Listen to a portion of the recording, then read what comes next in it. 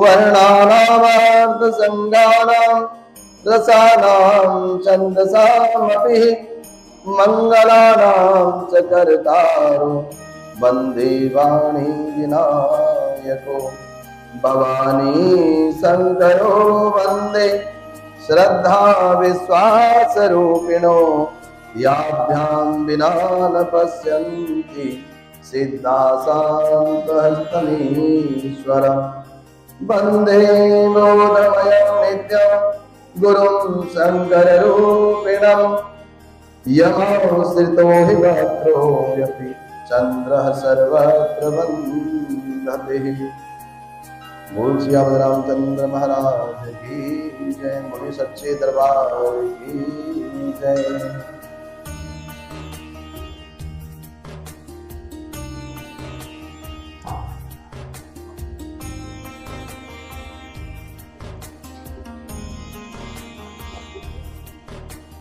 कल जो हमारी कथा थी, भगवान शिव को शादी के लिए राजी करने के लिए अनेक देवी देवताओं ने कामदेव से प्रार्थना करी और कामदेव ने अपनी जो लीला रची उसमें भगवान शिव को छोड़ करके समस्त सृष्टि में जितनी भी जीव राशियां थीं सब प्रभावित हुई। और कितनी देर के लिए? सिर्फ 2 घड़ी के लिए। परंतु जैसे ही कामदेव भगवान शिव के पास पहुंचा, उनके समक्ष पहुंचा, उसकी सारी प्रकृति, सारा प्रभाव वो क्या हुआ? खत्म हो गया, समाप्त हो गया। तो फिर भी कामदेव नहीं माना, उसने अपना धनुष लिया और जो 5 बाण उसके पास जो है वो भगवान पे चला दिए। अब भगवान पे जैसे ही चलाए उनकी समाधि टूटी, समाधि से वो उठे और समाधि से उठ करके पुनः क्रोध में भर करके उन्होंने अपना तीसरा नेत्र खोल दिया, जिसके कारण कामदेव भस्म हो गए। और अब इससे आगे की जो हमारी कथा है, ये हर से मुनि बचन सुनी देख प्रीत विश्वास चले भवानी नाय सिर गए हिमाचल पास। पार्वती के वचन सुन करके और उनका प्रेम तथा विश्वास देख करके मुनि हृदय में बड़े प्रसन्न हुए और वे भवानी को सिर नवा करके चल दिए और हिमाचल के पास पहुंचे। इस लीला के पीछे मुख्य कारण कौन थे? सप्तऋषि। उन्होंने कामदेव से कहा, कामदेव वहां पहुंचे, कामदेव भस्म। और उससे भी पीछे हम जाएं तो कौन था इस लीला के पीछे कारण? देवर्षि नारद। देवर्षि नारद और उन सप्तऋषियों ने माँ भगवती स्वरूपा माता पार्वती को अनेक प्रकार से समझाया, तेरी तू मान जा अभी, और तू किस झूठे के बहकावे में आ रही है। जो जो नारद की बातों में आया है, अनेकों उदाहरण दिए थे, उन सबका सर्वस्व नष्ट हो गया, नाश हो गया। और जब मां पार्वती नहीं मानी, उनकी निष्ठा, उनका विश्वास देख करके उन्होंने स्वयं उन्हें फिर नमस्कार करा, वंदन करा और वहां से चले गए और पर्वतराज हिमाचल को सब हाल सुनाया। कामदेव का भस्म होना सुनकर के हिमाचल बहुत दुखी हुए। उन मुनियों ने रति के वरदान की बात कही, उसे सुनकर के हिमवान ने बहुत सुख माना और शिव जी के प्रभाव को मन में विचार करके हिमाचल ने श्रेष्ठ मुनियों को आदर पूर्वक बुला लिया और उनसे शुभ दिन, शुभ बार, शुभ नक्षत्र और शुभ घड़ी सुधवा करके वेद की विधि के अनुसार शीघ्र ही लगन निश्चय करा करके वह लिखवा दिया। आज तो हम फॉर्मेलिटी ज्यादा करते हैं और कोई पंडित जी चाहे भी विधि विधान से कुछ करना तो करवाने वाले नहीं, करवाने वाले नहीं। और आगे पत्री सप्तऋषिन सोई दीनी दही पद विनय हिमाचल कीनी जाय विदही दिन दीन सुपाती पाचक प्रीतन हृदय समाधि। फिर हिमाचल ने वह लग्न पत्रिका सप्तऋषियों को दे दी। तो लगन जो लिखवाई, लगन का अधिकतर लोगों को अर्थ भी नहीं पता कि लगन होती क्या है। बस ये पता है पहले एक पीली चिट्ठी जाती है, फिर लगन जाती है, लगन में बांध तेल होते हैं, बस। लेकिन लगन क्या है बहुत से तो पंडितजियों को भी नहीं पता। उस लगन का महत्व क्या है? उस लगन का तात्पर्य होता है विवाह का 24 घंटे में कौन सा समय श्रेष्ठ और उत्तम है। 24 घंटे के अंदर अंदर वो कौन सा उत्तम समय है जिसमें पाणी ग्रहण संस्कार, विवाह संस्कार किया जाए। उसका घड़ी पल के हिसाब से हिसाब लगा करके उसमें वो लिखा जाता है। जो पूछते हैं ना कि कितने बजे से कितने बजे तक के फेरे हैं, तो जो उसमें लगन जो लिखी जाती है वो लगन उसी समय को बताती है। और ग्रहों की उच्च स्थिति हो कुंडली के अंदर बच्चों के नाम से, वो सबसे उत्तम समय होता है। लेकिन किसी को कोई लेना देना नहीं उस चीज से, है जी। यदि गलती से कोई पंडित जी कह भी दे कि जी मुहूर्त निकला जा रहा है, बच्चों को हाँ ठीक है डटे रहे। और जैसे ही आ भी गए बच्चे तो फटाफट से अब खड़ा कर देंगे, और भी काम है जो भी है। और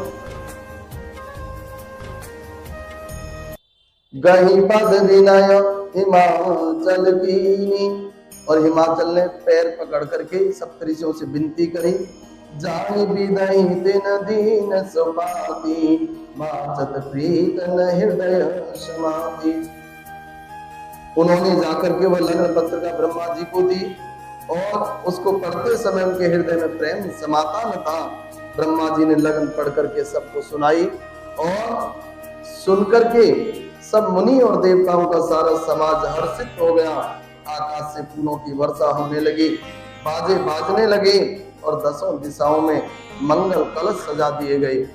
और लगे शवारन सकल सुर, वाहन विविध विमान, हो ही सगुन मंगल सुभद, करहि अप्सरा गान। सभी देवता अपने अपने भांति भांति के वाहन और विमान सजाने लगे, कल्याणप्रद मंगल शकुन होने लगे और अप्सराएं गाने लगी। शिव जी के गण शिव जी का श्रृंगार करने लगे। जटाओं का मुकुट बना करके उस पर सांपों का मुंह सजाया गया और शिव जी के सांपों के ही कुंडल कंकण पहने और शरीर पर विभूति रमाई और वस्त्र की जगह बाघंबर लपेट लिया। शादी के लिए कैसे सज रहे हो? पहले तो थोड़े बहुत नागफनी वगैरह के कुंडल होते भी थे, परंतु शादी के लिए तैयार करे तो कैसे कुंडल? सांपों के। मुकुट कैसा? जटा का, जटा की पगड़ी सी बांधी और मुकुट सांपों का फन लेके ऐसे खड़े हो गए। और बार तो थोड़ा बहुत वस्त्र लपेट लेते थे। उस दिन बाघंबर, बाघ की खाल। सब दिन वो भस्म नहीं लगाते थे, थोड़ी बहुत कहीं लगाई कहीं लगाई। उस दिन क्या सारे में लपेट ली।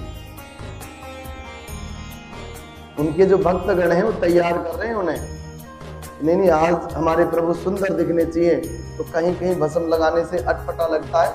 सभी पे एक समान लिपटी होनी चाहिए। शादी के लिए जाना है ना, सभी तो सज समर के जाते हैं, शादी में नहीं। उन्होंने भी संवार दिया। और ससिललाट सुंदर सिर गंगा, नयन तीन उपवीत भुजंगा।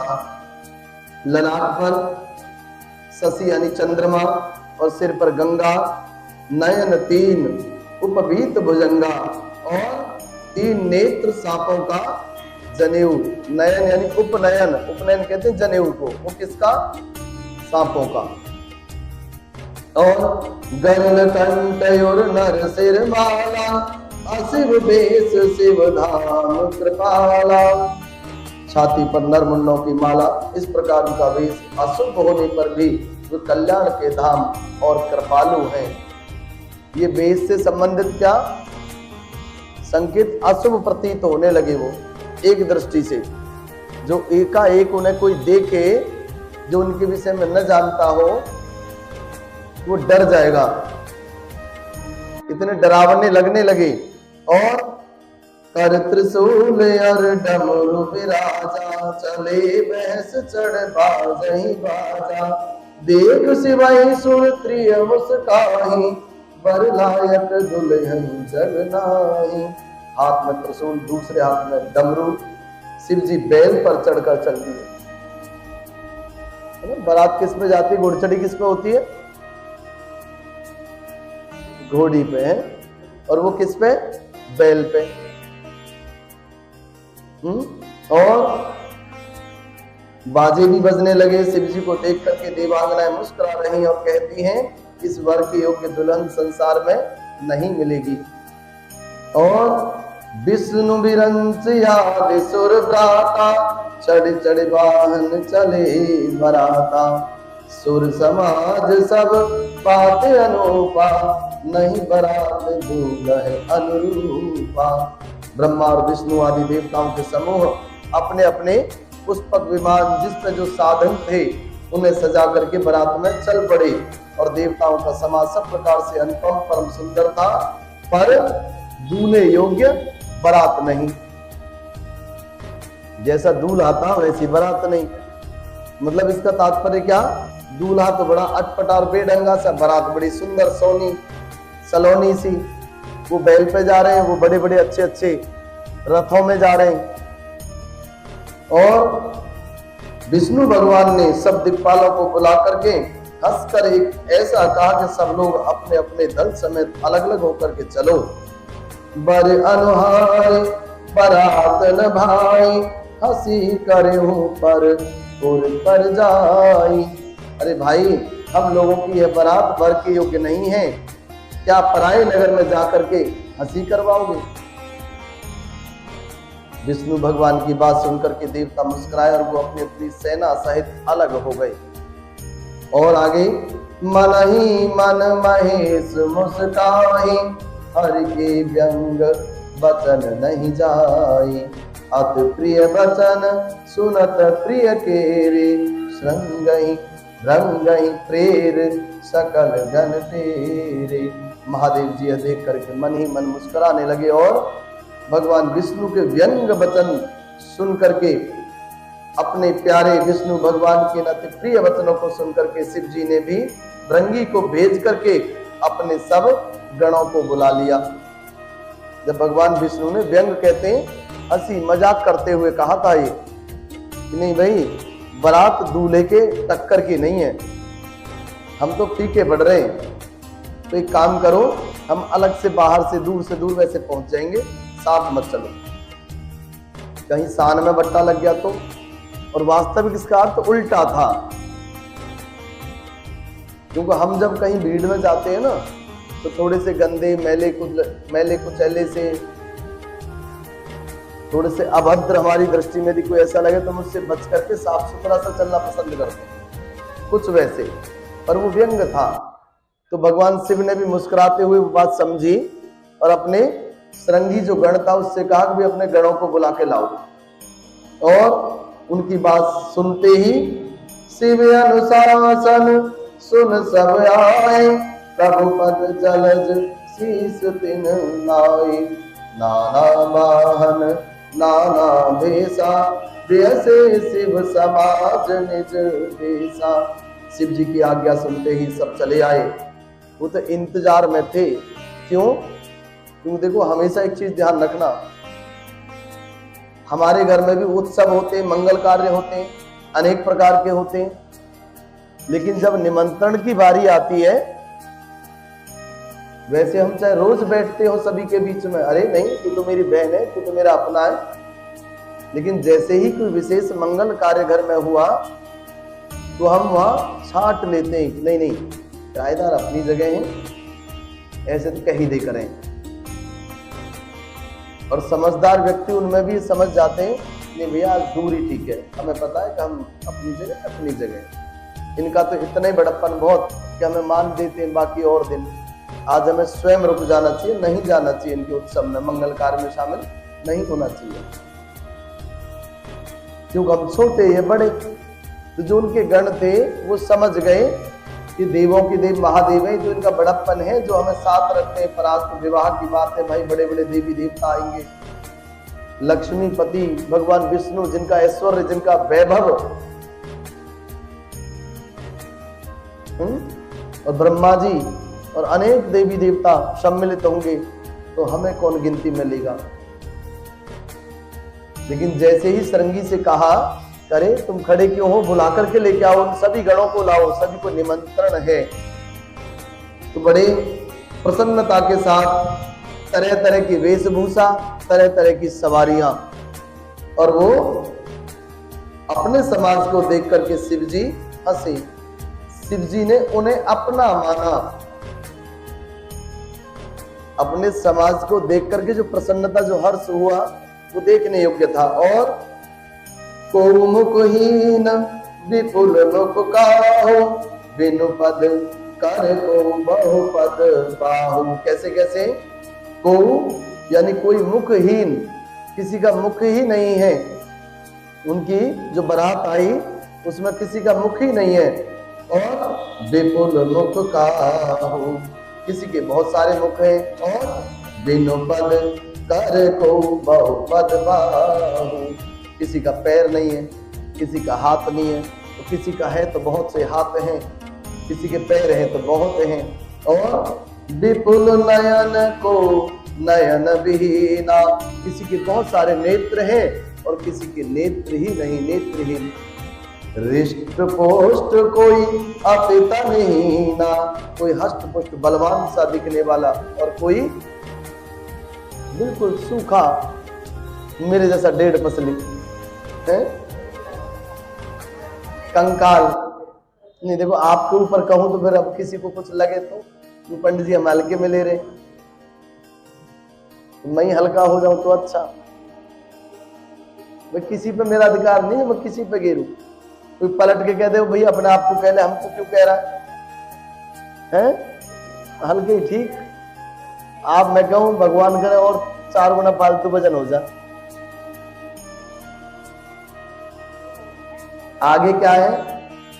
अनकीन को अतपीन पावन, को अपावन गति धरे, भूषण कराल कपाल कर सब सत्य सौमित तन भरे। कोई बहुत दुबला, कोई बहुत मोटा, कोई पवित्र तो कोई अपवित्र वेशधारी। वह ऐसे नहीं कि शिव की बारात में जा रहे हैं तो सब नहा धो के आए हो। किसी को तो फुर्सत है, अरे नहीं आज तो कम से कम नहा ही ले, है कोई क्या कहेगा। और कोई अरे नहा लिया बस मैंने छींटे लगा लिए हो गया।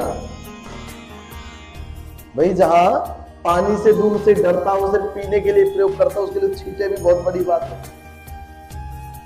और बारात चली कहां से? कैलाश से, वहां तो वैसे ही ठंड, हम नहाए तो नहाए कैसे। तो यहाँ पे बताया तनकीन कोई अतपीन पावन, कोई अपावन गत धरे। कोई पावन, कोई अपावन, कोई शुद्ध, कोई अशुद्ध, कोई नहाया धोया, कोई मैला कुचैला। और भूषण कराल कपाल कर सब सत्य सौनित तन भरे। भयंकर गहने पहने हुए, भयंकर गहने किसी ने देखे कैसे होते हैं? गहने भयंकर, जिसे देख करके डर जाए, ऐसे भयंकर गहने, और हाथ में कपाल लिए, और सब के सब शरीर में ताजा खून लपेटे हुए। कैसे कैसे? खून, खून लिया लपेट लिया, जो सुंदर लगते हो। और हर स्वान सुवर श्रकाल मुखन, वेश अगणित कौगने। हर कहते हैं गधे को, और स्वान कुत्ते को, सुअर सुअर होता ही है, और श्रकाल कहते हैं श्यार को, गीदड़ को। उनके मुख हैं ऐसे, ऐसे ऐसे मुख और स्वरूप वाले कौन? उनके बराती। और गणों के अगणित वेशों को कौन गिने? उन गणों के गण वेश अगणित कौन गिने? उन गणों के अनगिनत वेशभूषा उनको गिने कौन? और आगे कहते हैं बहु जिनस प्रेत पिशाच जोग जमात वर्णत नहीं बने। बहुत प्रकार के प्रेत पिशाच और योगिनियों की जमातें और उनका वर्णन करते नहीं बनता। योगिनियां कौन होती है पता है? मां भगवती की गणिकाएं होती हैं और सभी बहुत विकराल रूप वाली होती हैं, बहुत ज्यादा भयंकर रूप, बहुत विकराल, हम कल्पना नहीं कर सकते। और वो भी जमात। जमात किसको कहते हैं? बहुत बड़ी संख्या में इकट्ठी हो करके। ऐसे नहीं कि घर से दो करनौता लगा दिया, घर गए एक या दो आदमी, नहीं, सब चलो जी, चूल्हा नौते बारात में सब आओ, सभी आओ, चाहे जैसे हो, जिस प्रकार का आचरण हो, जैसा उड़ना पहनना हो, जिस प्रकार का भोजन पानी व्यवस्था हो, सबको निमंत्रण दिया। और नाचहि गावहि गीत बोलहि वचन विचित्र विधि परम तरंगी भूत सब देखति अति विपरीत। भूत प्रेत नाचते और गाते हैं, वे सब बड़े मौजी हैं, देखने में बहुत ही बेढंगे जान पड़ते हैं और बड़े ही विचित्र ढंग से बोलते हैं। विचित्र किसको कहते हैं? कोई गाली दे के बात करता है, कोई तू कह के बात करता है, कोई कैसे कोई कैसे, इस प्रकार से। और नाचना गाना भी कैसा? बहुत बेढंगे तरीके का। लेकिन अब बारात बारात सी लगने लगी। किसकी? भगवान शिव की। तो शिव का भी वेशभूषा कैसी थी? नरमुंडों की माला, सर्पों का जनेऊ, सर्पों की कुंडल, सर्पों का ही सब कुछ, एक हाथ में त्रिशूल, एक हाथ में डमरू और भस्म रमाए हुए। तो अब मैच करने लगे, हाँ भाई, जैसा दूल्हा वैसी बारात। जस दूल्हा हूं तस बनी बराता। जस यानी जैसा दूल्हा वैसी बारात। जस दूल्हा हूं तस बनी बराता और दुख विबद हो ही मग जाता। जैसा दूल्हा था वैसी बारात बन गई और मार्ग में चलते हुए भांति भांति प्रकार के कौतुक और तमाशे होते जाते हैं। जब सबकी सब तो शैतान है ना, सबकी तो शैतान खोपड़ी थी, तो जहां से निकल के जाए वहीं तमाशा। डर के मारे कोई, एक तो होता बारात गांव में से निकलती है तो सबको छज्जे पे से खड़े होकर देख रहा है, दूर से लोग आ रहे हैं देखने, और वहां सब दूर से भाग जाए, नहीं, डर के मारे। और यहाँ हिमाचल रचे बिताना अति विचित्र नहीं जाए बखाना। इधर हिमाचल ने ऐसा विचित्र मंडप बनाया जिसका वर्णन नहीं होता था। विचित्र मतलब बड़ा सुंदर, जो अब से पहले किसी ने इतना सुंदर मंडप नहीं बनाया। लेकिन आज सब उल्टा हो गया। आज क्या होता है, जहां पे बारात आएगी ना, यानी जहां भोजन व्यवस्था, उसे मंडप तो नहीं कहते। मंडप किसको कहते हैं? जहां फेरे पड़ते हो, जहां भावर पड़ती हो। मंडप पे कोई ध्यान नहीं देता, सब पांडाल में ध्यान देते हैं, है ना। मंडप सूने पड़े होते हैं, बिना लाइट के पड़े होते हैं। पंडित जी या नाई या कोई पहुंचा, है ना, नाई बावन के पीछे पड़ गए, कहा भाई बुलाया नहीं, आया नहीं पंडित जी, आ गए जी, हाँ जी, अरे तैयारी कर झेड़, वहां जाके जा रहे हैं तो कोई है ही कुछ भी, सिर्फ पाइप खड़े जी, वहां तो कुछ है नहीं, गद्दे नहीं, अभी तो कुछ नहीं लगा। अरे अभी करा नहीं उसने टेंट वाले ने, चलो मैं बोलता हूँ, बैठो बैठो कुछ ले लो, खाना वाना करो, भेजता हूँ। जिस स्थान पे बैठ करके बच्चों के नए जीवन की शुरुआत होती हो, नींव रखी जाती हो, उसमें इतनी लापरवाही। और फिर हम कहते हैं बच्चों में कलह कलेश बहुत होता, मेरी बेटी दुखी बहुत रहती है और मेरी बहू अच्छी नहीं आई, चाल चलन अच्छा नहीं है। अब जब 5 ईंट जब हम घर बनाने के लिए रखते हैं तो बड़ा ध्यान रखते हैं, समय का शोधन करके फिर हम रखते हैं, और 6 नहीं 36 बार भगवान से प्रार्थना करते हैं कि हम 5 ईंट रख रहे हैं, भगवान थोड़ी कृपा रखे, मैया थोड़ी लाज रखे हो, ये 100 साल की नींव है, मेरे बच्चे इसमें रहे, मेरा परिवार इसमें रहे तो आनंद में रहे। वो ईंट चलती न फिरती न कुछ, ईंट पत्थर है वो, उसे हम 36 बार चुचकारते, माथे से लगाते हैं, प्रार्थना करते हैं हम भगवान से कि लहनी फागनी हो नहीं। और जहां पे बच्चों की नए जीवन की नींव रखी जाए वह किसी का ध्यान नहीं, न बेटे वाले का न बेटी वाले का। और यहां पे महाराज हिमाचल ने मंडप ऐसा सजाया जो बड़ा विचित्र था, देखने वालों ने कभी ऐसा देखा नहीं। पंडाल तो बहुत देखे, बरातियों के स्वागत के तो बहुत देखे, पर जहां पे उसकी बेटी के नए जीवन की शुरुआत हो, नींव रखी जाए, उसमें इतना ध्यान से श्रद्धा पूर्वक, कोई कमी नहीं छोड़ी उन्होंने।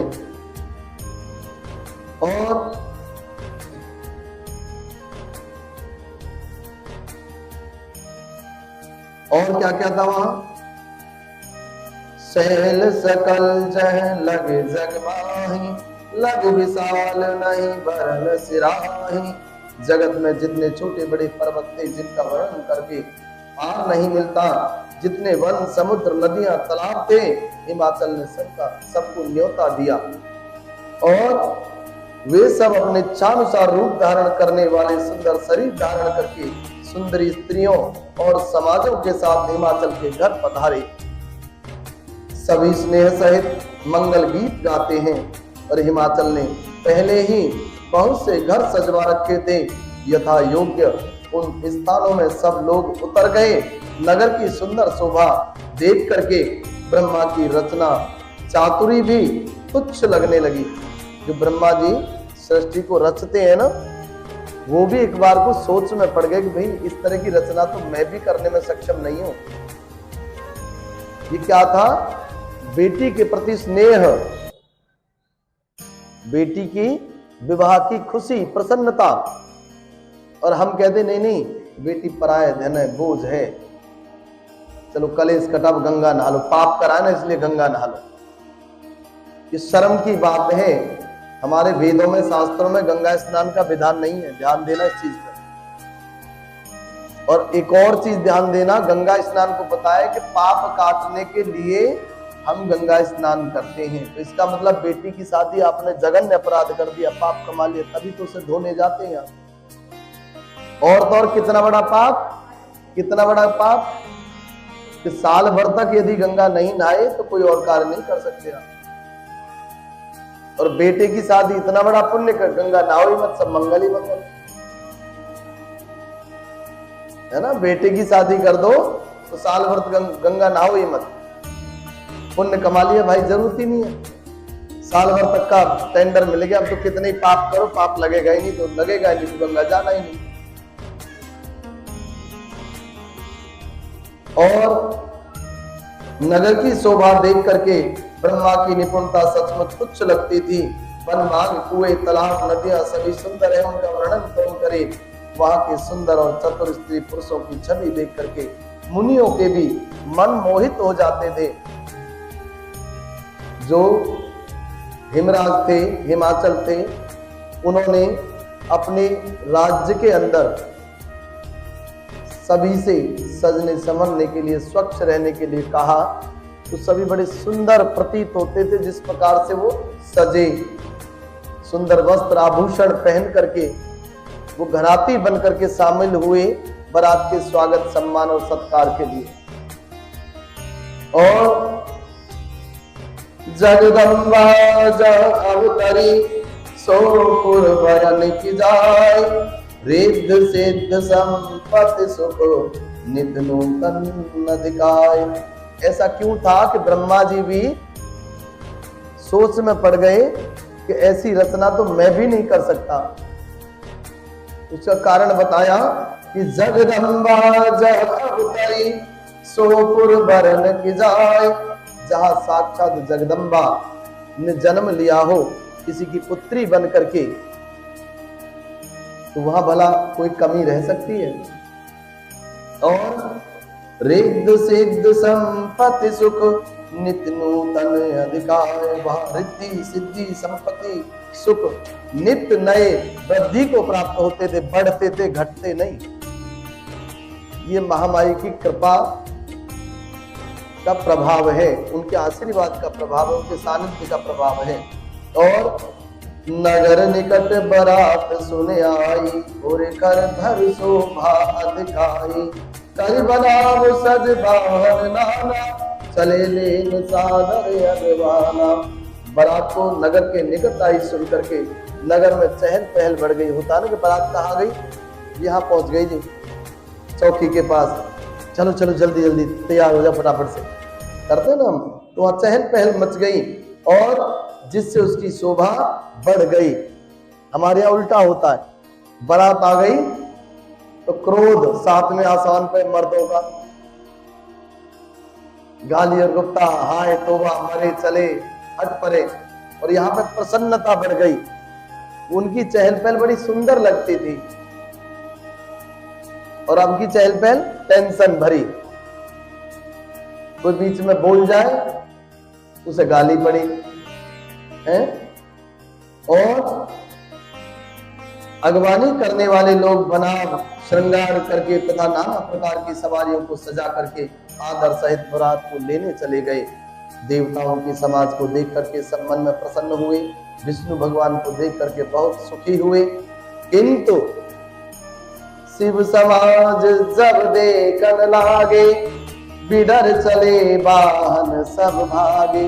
जब शिव की बारात देखी तो बाहन भुवन छोड़ करके भाग गए हैं। शिव समाज जब देखन लागे, बिडर चले बाहन सब भागे। किंतु जब शिव जी के दल को देखने लगे तब तो उनके सब वाहन सवारी हाथी घोड़े रथ के बैल आदि डर करके भाग गए। सुंदर इतने थे वो कि नहीं?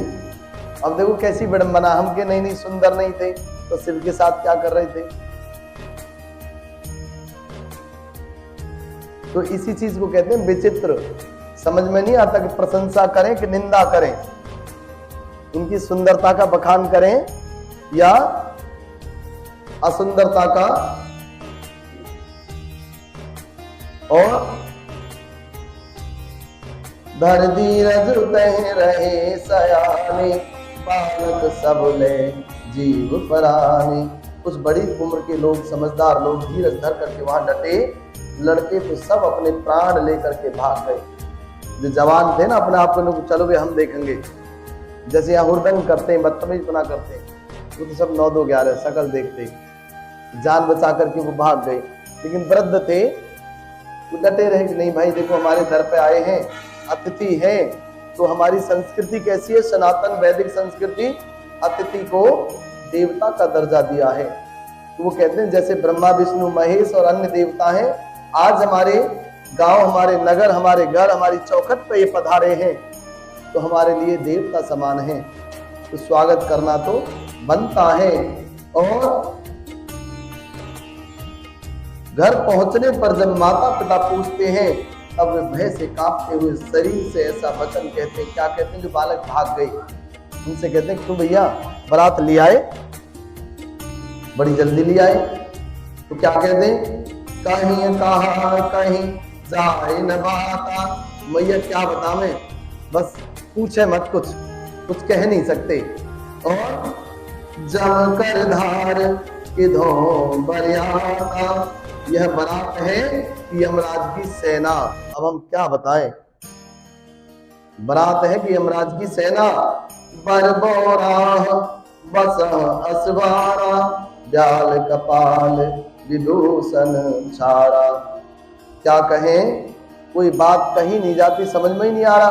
तो बाराती है कि साक्षात यमराज, एक से एक डरावने भयंकर। और तो और कुछ होने से मुंह तक खून लगाया हुआ और कुछ तो पूरे खून में नहा करके आए हैं। अब बता, अब करें तो करें क्या? और दूल्हा तो पागल है। क्यों? क्योंकि वो तो बैल पे आया, दुनिया तो आती है घोड़ी पे। हमें तो लगा ही नहीं, हमने सोचा बाराती में से कोई होगा, तो किसी से पूछा तो यही तो दूल्हा है। हमें तो विश्वास ही नहीं हुआ। क्यों? क्यों? वो तो पागल है, मूर्ख है। कैसे? बैल पे आया। कोई बैल पे भला कोई दूल्हा आता है? और इतना ही नहीं, साफ कपाल राख इनसे तो श्रृंगार करके आया, सज करके आया। बोलो शंकर भगवान की जय। आगे की कथा कल करेंगे, पर अच्छी तो लग रही है आज की कथा।